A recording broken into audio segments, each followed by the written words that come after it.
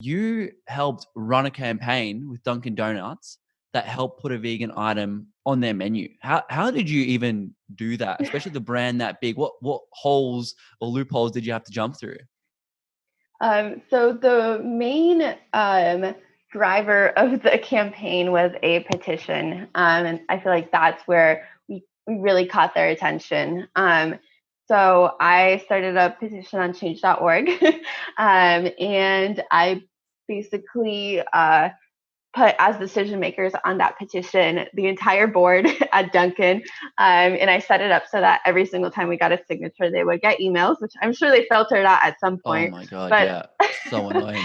You are the worst, I'm the worst. but the best. Depends which side you're on. Yeah. But ultimately it worked. But so aside from that, I also would send them regular emails and I'd be like, hello, look how many signatures we have. Look at this media attention we got. Things like that. And so that was that was one way.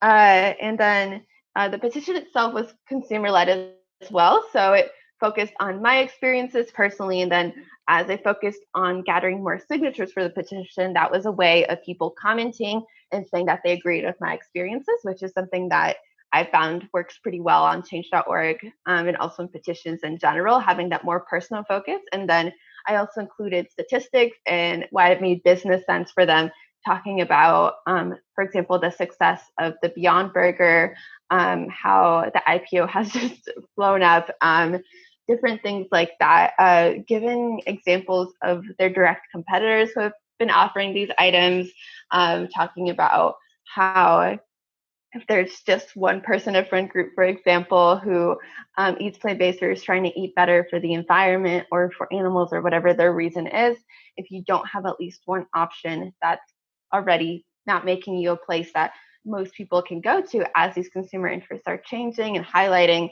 that change, especially for the areas that we were focusing on, which was the US.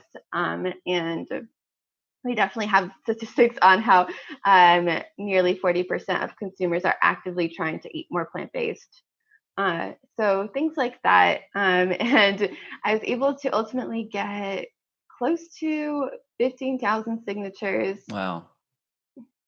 Um, wait, no, we got more than that. No, it was nearly 20,000 signatures. Yeah, it was nearly 20,000 signatures at the end. Wow. Before, oh my gosh, it's been a year and I'm already forgetting. And they finally they finally messaged me one time. I got a message from the chief marketing officer at Dunkin'. It was just like, we heard you. And I was like, what does this mean? I'm terrified.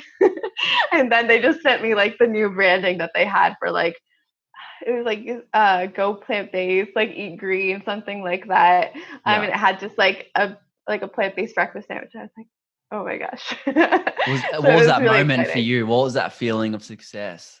I was like, wait, is this real? I was like, wait a second.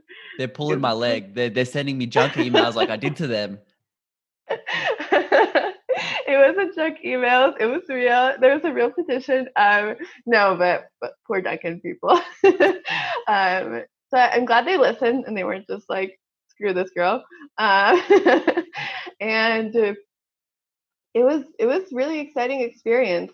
Um, Ultimately, the official Dunkin' Instagram also contacted me and they sent me like this ridiculous like gift box. They were just like,